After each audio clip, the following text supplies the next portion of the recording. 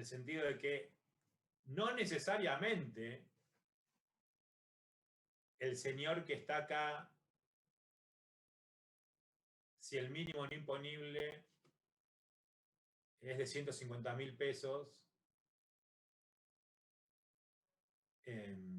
o mejor dicho, solo las remuneraciones por encima de 150.000 pesos van a pagar impuesto, y el decil 10 y el decil 7 le corresponde a un ingreso promedio de 75.000 pesos, por decir algo, ese señor no va a pagar el impuesto.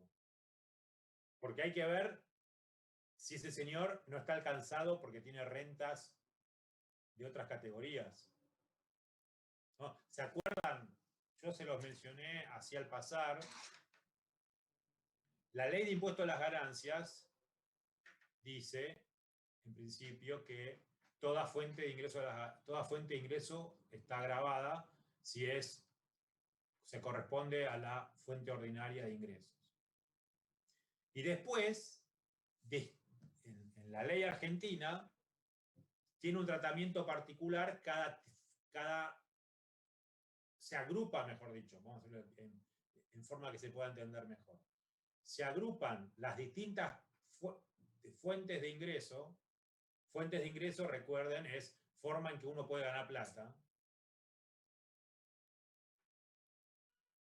En distintas categorías. Por ejemplo, si yo tengo propiedades y mis ingresos son la renta que obtengo por esas propiedades, según Simmons, ese ingreso tiene que estar grabado, ¿no? Ahora, ese ingreso es de una categoría, es de un tipo distinto a el ingreso que tiene Emilio por trabajar. Entonces tiene un tratamiento legislativo e impositivo distinto. ¿Qué quiere decir que tiene un tratamiento legislativo distinto? Que la forma en que se determina cuánto es el ingreso neto que va a estar grabado es distinto. Esa es la primera trampa, ¿no? La primera trampa es, porque Emilio cambió la pregunta en la forma que la enunció. La primera vez que la enunció, antes de que se caiga el Zoom, él dijo, ¿puede ser que alguien que esté en el decil 9 gane menos después de pagar el impuesto que alguien que esté en el decil 7? Esa es en realidad la pregunta. O sea, me refería a todos los ingresos. Claro. En realidad, si el impuesto está bien hecho, no. O sea, porque, a ver, acá tenemos que tener en cuenta algo que en Argentina nos cuesta mucho entender. Ganancia, el impuesto a la ganancia en Argentina, grava el ingreso neto. O sea, gana la ganancia neta. ¿Qué quiere decir eso? Que la ley tributaria, la ley de impuesto a las ganancias, me va a decir qué gastos puedo deducir de mi ingreso. Entonces, al final del día, el impuesto tiene una tabla de alícuotas que no discrimina por fuente. O sea, ¿qué quiero decir esto? Si yo tengo un ingreso neto de 100.000 pesos por mes que obtengo por alquileres, y tengo un ingreso neto, y otra persona tiene un ingreso neto de 100.000 pesos que gana cobrando salario. Al final del día, a esas dos personas le corresponde la misma alícuota del impuesto, la que fija la norma. Entonces pagan lo mismo. Porque si no, recuerden que High Simons, ¿qué me dice? Dos personas que ganan lo mismo tienen que pagar lo mismo. Distinto es, o sea, si yo puedo tener, imagínense, yo soy Ricardo y tengo dos ingresos. Tengo mi ingreso salarial de 140.000 pesos por mes. Y además tengo ingresos de propiedades que alquilo de 300.000 pesos por mes. Y Emilio tiene ingresos salariales de 200.000 pesos por mes.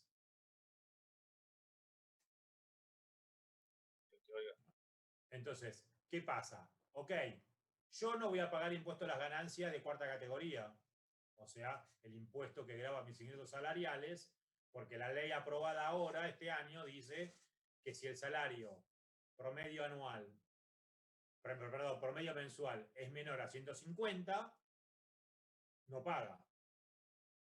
Pero sí voy a pagar sobre mi otro ingreso. Entonces, obviamente, si mis ingresos son 300 y los ingresos de Emilio son 200, yo voy a pagar más que él. Ahora, lo que no podría pasar, de nuevo, no podría pasar si está bien hecha la ley, es que un señor que tiene ingresos que le corresponden al decil 7 pague más impuestos que un señor cuyos ingresos corresponden al decil 9. La única forma de que eso pase es que parte de los ingresos del decil 9 no estén grabados.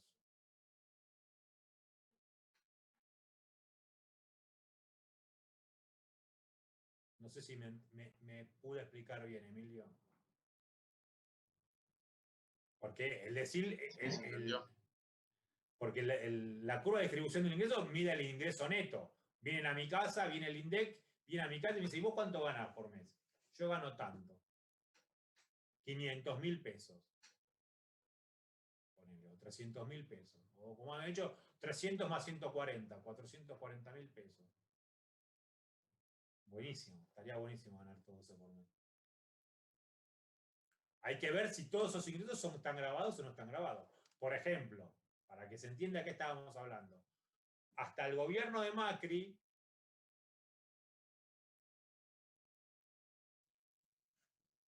los ingresos de plazo fijo estaban exentos. Entonces, si yo tenía ingresos de 160.000 pesos porque tenía suficientes depósitos a plazo fijo que me daban ese ingreso estaba exento. Y entonces ahí sí podía ser que yo estuviera en el decil 10 y no pagar el impuesto, porque mi fuente de ingreso no está grabada.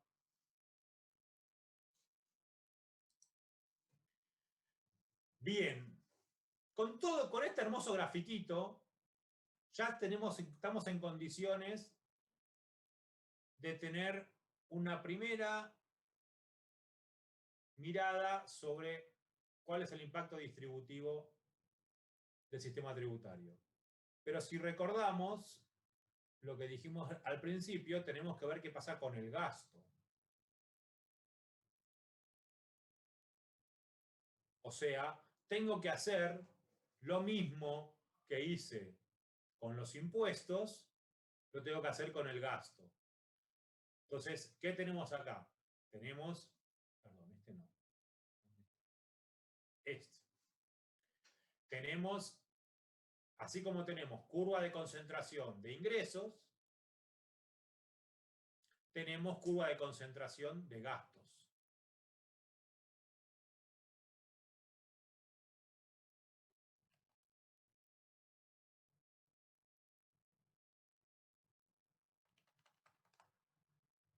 Tengo tiempo todavía.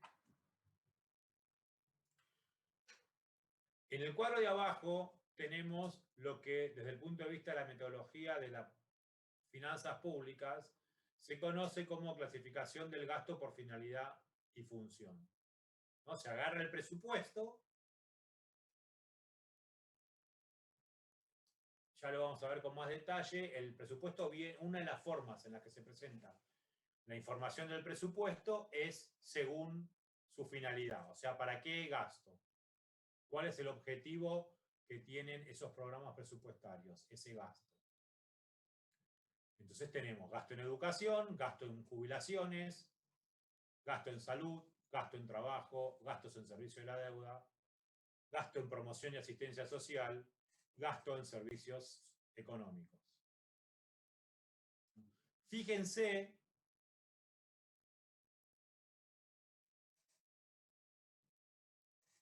que lo primero que les tiene que llamar la atención es que, a diferencia de las curvas de concentración de los impuestos, cuando nosotros vemos la curva de concentración del gasto, tenemos curvas de concentración que están por arriba de la recta de 45 y curvas de concentración que están por debajo de la recta de 45.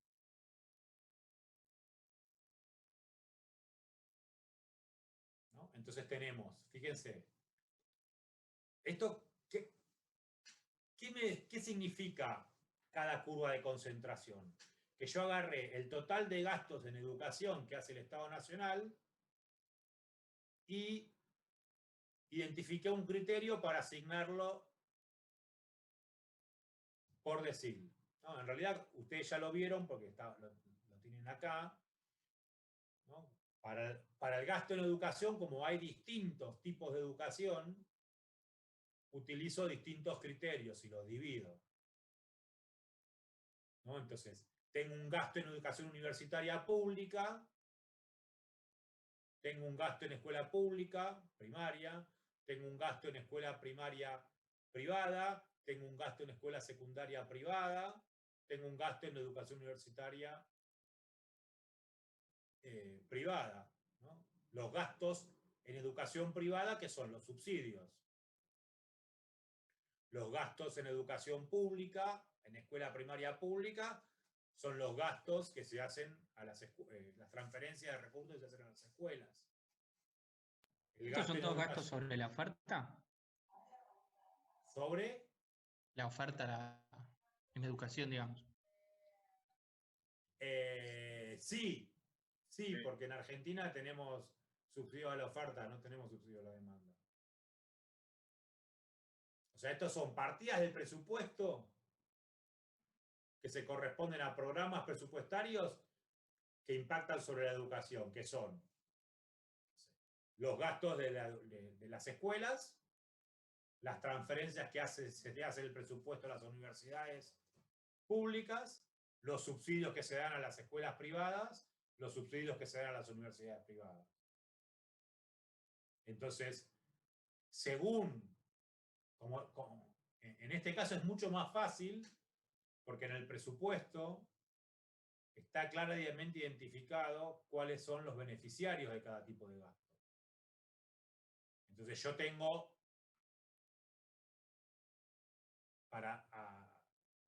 en lugar de tener que hacer un análisis de incidencia para identificar cómo distribuir los gastos, lo que tengo que hacer es exclusivamente leer lo que dice el presupuesto. ¿No? Si el presupuesto dice, este programa le da subsidios, este programa de educación primaria, ¿no? Es el gasto, el gobierno nacional transfiere recursos a las distintas provincias y a la ciudad de Buenos Aires para que le den un plus al salario docente. Eso es un gasto que el destino final son los alumnos de las escuelas a los que van esos docentes. O un gasto que construye escuelas primarias. O, como dije antes, las transferencias a las universidades. Entonces yo agarro información respecto de la distribución del ingreso de los alumnos que van a las escuelas primarias públicas, la distribución de ingresos, de las familias cuyos hijos van a la escuela primaria pública, lo mismo para la escuela primaria privada, lo mismo para la escuela secundaria, lo mismo para la escuela universitaria pública, lo mismo para la escuela universitaria privada. ¿No? Ahora, recordemos siempre que cuando vemos una curva de Lorenz, una curva de concentración, lo que vemos es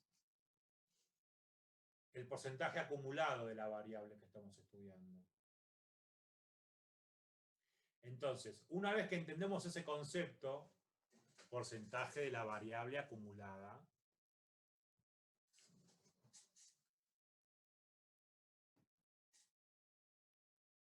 es fácil responder la siguiente pregunta. ¿Qué quiere decir una curva de concentración del gasto que está por encima de la recta de 45? ¿Ese gasto es progresivo o es regresivo?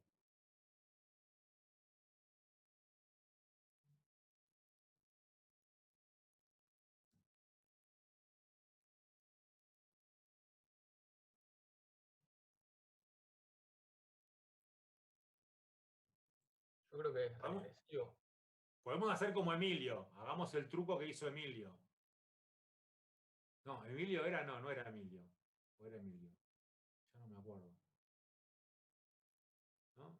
Si está por arriba de la recta de 45, geométricamente, ¿qué quiere decir?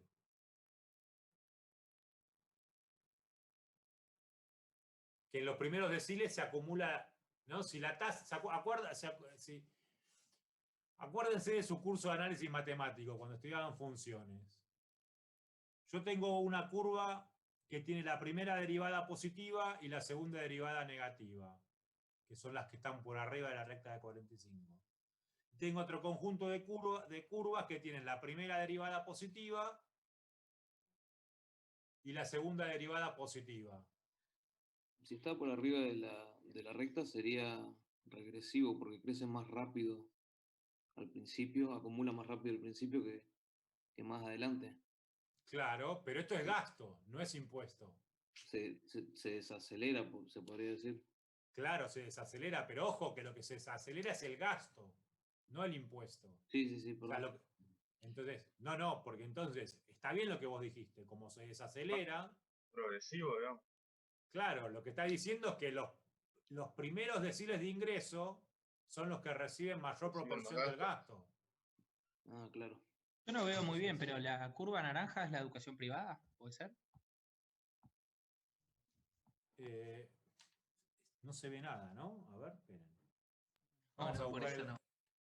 Esperen. Están muy borrosos. Esperen.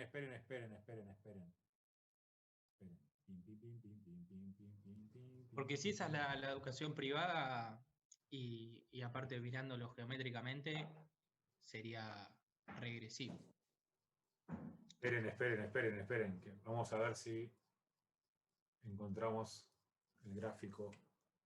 Creo que era el 9 que se veía mejor. Acá está. No. $140 y pico, creo que da. No llega a 140 y pico. ¡Ey, me pasé! ¿Dónde está?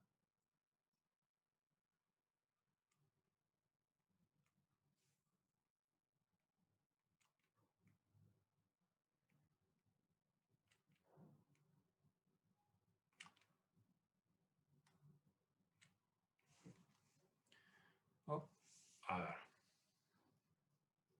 Gasto.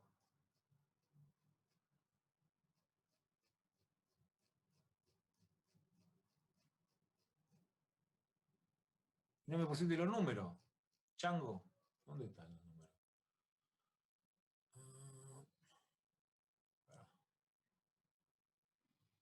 Pinky.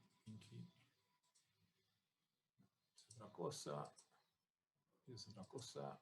Acá está.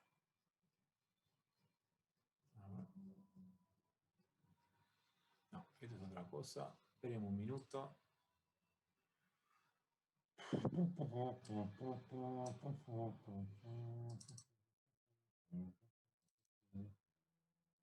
A ver si le tiene los gráficos.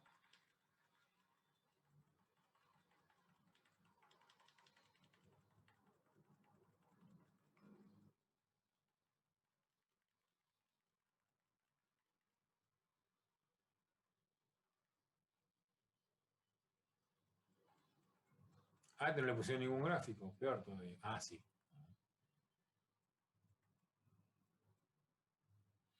No lo tiene. Bueno. Si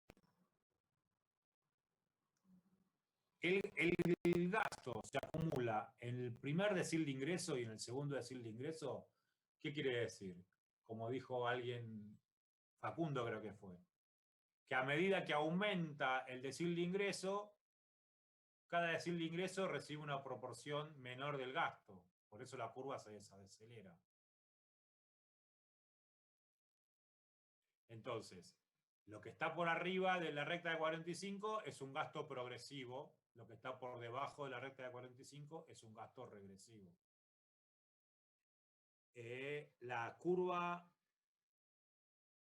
roja es la educación básica pública, la curva naranja es la educación superior, ahí no llego a leer, la curva violeta es la escuela básica privada, la curva celeste, esta que tengo acá, es la escuela superior, o sea, la escuela universitaria pública.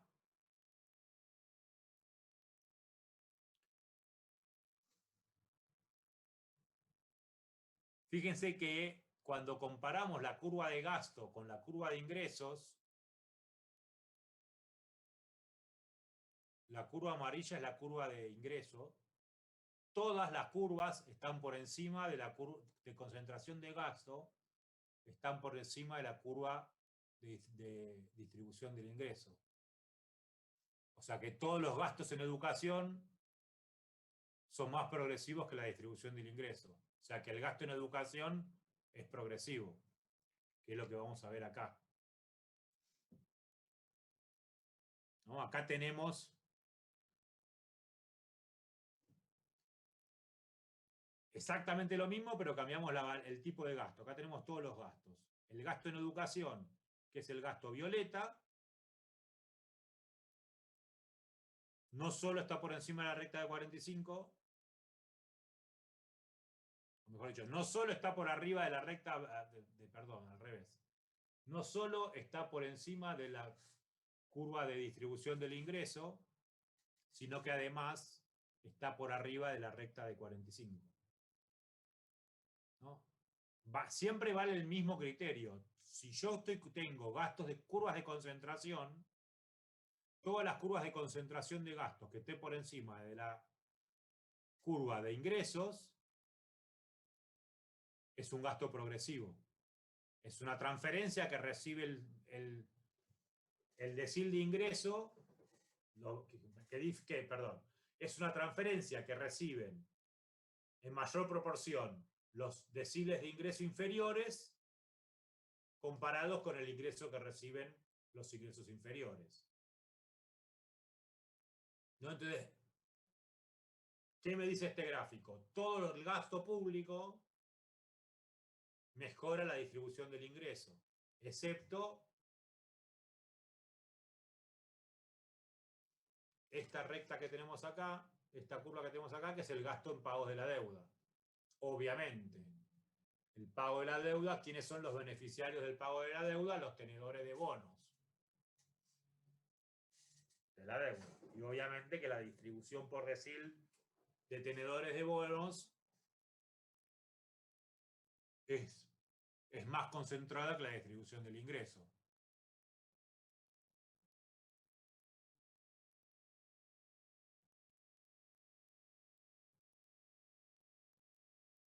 ¿Alguien tiene alguna pregunta, chicos?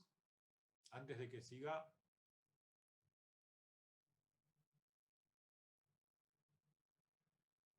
Sí. Si el gasto en salud y en educación está cercano a la línea de 45, nosotros sí, ahí podemos inferir que, a grandes rasgos, que el gasto en salud y educación está suponiendo un ingreso igual para cada decil. No, un ingreso no, un gasto. Un gasto igual para cada decil, ok. Y eso se puede tener en cuenta a la hora de evaluar los impuestos y decir, digamos, hay un argumento que es que si yo pago impuestos para financiar la educación y la salud y después pago educación privada y salud privada, estoy teniendo un doble gasto. ¿Hasta qué punto se puede decir eso si por ejemplo, en lo que vimos en gasto en educación, una parte o una gran parte, habría que verlo bien en detalle, va a subsidios de escuelas privadas, por ejemplo, superior o distintos niveles, digamos. A ver, vamos por partes. En principio, lo que nosotros estamos analizando acá es el impacto distributivo de la política fiscal. ¿Eso qué quiere decir? Si la gente paga impuestos y con esos impuestos se financia servicios de educación y de salud, pero como ese gasto es insuficiente para brindar un servicio de calidad, y entonces hay gente que paga impuestos y además de pagar impuestos, contrata esos servicios en el sector privado,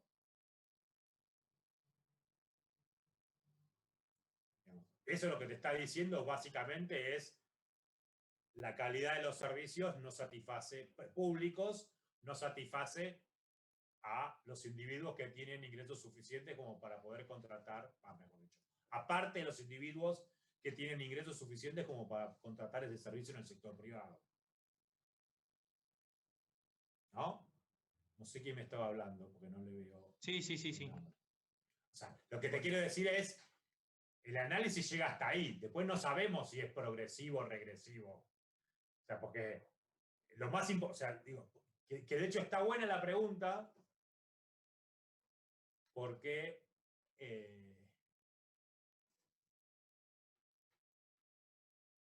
esa es una pregunta muy buena, porque esa pregunta nos lleva a otra variable que no estamos analizando acá, que es la calidad del gasto. ¿No?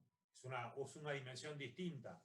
Nosotros estamos analizando el efecto distributivo de la política fiscal, pero lo que no estamos analizando es qué nivel de eficiencia tiene esa política fiscal. ¿No? Porque, obviamente, si los individuos si el Estado gasta en educación y gran parte de los individuos que tienen ingresos suficientes eligen no consumir ese gasto o no recibir ese beneficio porque contratan el servicio de educación en el sector privado, tenemos un problema entre las preferencias de gran parte de la sociedad y la calidad de ese gasto. ¿No? Evidentemente hay un problema de eficiencia porque ese gasto no cumple con las preferencias de parte de los individuos. Punto número 1. Ahora, vos me habías hecho, creo que era otra pregunta, digo, ojo, de nuevo, si el gasto en educación y el gasto en salud se superpone con la recta de 45, pero el gasto, pero la distribución del ingreso no se superpone con la recta de 45, o sea, ¿qué es lo que vemos acá? ¿El gasto en educación y en salud mejora la distribución del ingreso o empeora la distribución del ingreso? No, mejora. Claro. Por eso, de nuevo, no nos tenemos que... O sea, son dos cosas distintas. Nosotros tenemos, como vos dijiste, el gasto en salud es la verde, el gasto en educación es la violeta. Ambos están cercanos a la recta de 45. Entonces, lo que estamos viendo es que de hecho es lógico, porque el gasto en salud no discrimina por nivel de ingreso. Todos los individuos tienen acceso a los hospitales públicos. Por eso la línea violeta está casi pegada a la recta de 45. Ahora, si esos dos gastos están acá arriba y la distribución del ingreso, la línea amarilla, lo que quiere decir es que en proporción del ingreso, los ingresos, los deciles de más bajo nivel de ingreso reciben una mayor proporción que los de su ingreso en forma de gasto que los deciles de más más altos. Ya estoy en un momento de rendimientos marginales decrecientes y se me traba la lengua, ¿no? Pero digo, son dos conclusiones distintas. O sea, el gasto puede ser progresivo y ser ineficiente. No necesariamente un gasto progresivo es eficiente, ¿no? Porque la primera conclusión que habíamos sacado era que, evidentemente, si la gente que tiene ingresos suficientes no consume ese servicio, tenemos un problema de eficiencia. Y por el otro lado estamos diciendo que ese nivel de gasto es progresivo. Claro, y sí, justamente, como ya sabemos, hay un trade-off entre eficiencia y equidad. ¿Cuánto tiempo tengo? 5 minutos. ¡Ah! ¿Alguien tiene alguna otra pregunta? Yo sí tengo una pregunta, porque creo, o sea, no sé si me estoy confundiendo entre esto que estamos viendo de gasto y la que vimos de impuesto antes. O sea, en impuestos, si estoy por arriba de la curva amarilla, es algo regresivo, porque mientras más igual está por decil, se cobra, o sea, estamos diciendo como que se distribuye el impuesto de forma equitativa por decil. Sí. No es algo que sea eficiente. O sea, no sé si eficiente. No, pará.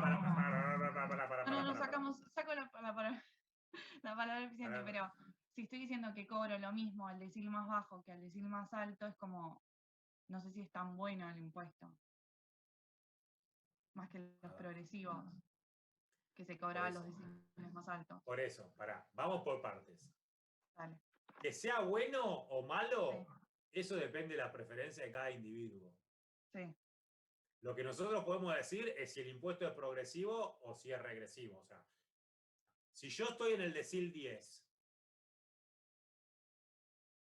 yo estoy en el decil 10, para mí, que un impuesto sea progresivo, ¿va a ser bueno o va a ser malo? Para mí como contribuyente. Y malo. Y malo, obvio, porque lo voy a pagar yo. Sí. ¿No? Entonces, por eso, insisto. Sí. A pesar de que a mí se me escapa usar los juicios de valor, dejemos los juicios de valor, por lo menos cuando lo escribamos, dejémoslo afuera. ¿No? Nosotros no sabemos, o sea, si es bueno o malo depende de las preferencias de cada individuo. Lo que sí sabemos es que si la curva de concentración del impuesto está por encima de la curva de Lorenz de distribución del ingreso, el impuesto es regresivo. No sabemos si eso es bueno o es malo. Sabemos que es regresivo. Si la curva de concentración del impuesto está por debajo de la curva de distribución del ingreso, el impuesto es progresivo. Veremos, ¿no?, si la sociedad considera que eso es deseable o considera que eso no es deseable. Ok, y en el gasto es al revés, o sea, por y en arriba el de la gasto es al curva. revés. Perfecto. Pero ¿por qué es al revés? Porque el gasto es plata que te doy. Entonces, si te doy más, si la curva te doy, como si yo fuera el Estado, ¿no? El Estado te da. Si la curva del gasto está por encima de la curva de distribución del ingreso, lo que quiere decir es que en función a tu nivel de ingreso te están dando más que proporcionalmente gasto. Estás recibiendo más gasto proporcionalmente. Si está por debajo, quiere decir que está recibiendo menos que proporcionalmente. Por eso, si la curva de gasto está por debajo de la curva de ingresos, el gasto es regresivo. Si la curva de gasto está por arriba de la curva de ingresos, el gasto es progresivo. Y acá sería progresivo, o sea, los que más reciben son los de los deciles más bajos. Es que en realidad es por esto, mirá. Pará.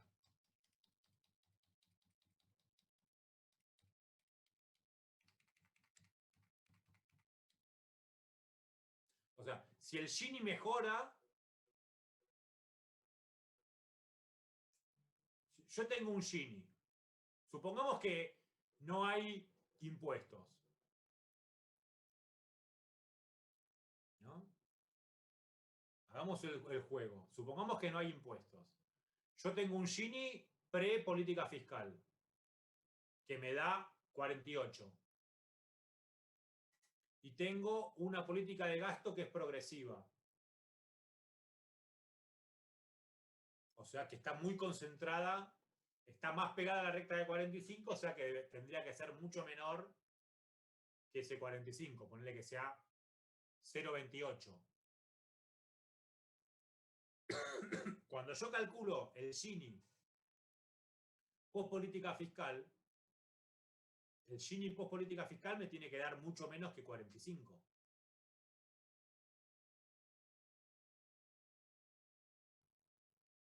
Si el Gini post política fiscal es más chico que el Gini pre política fiscal, la política fiscal es progresiva.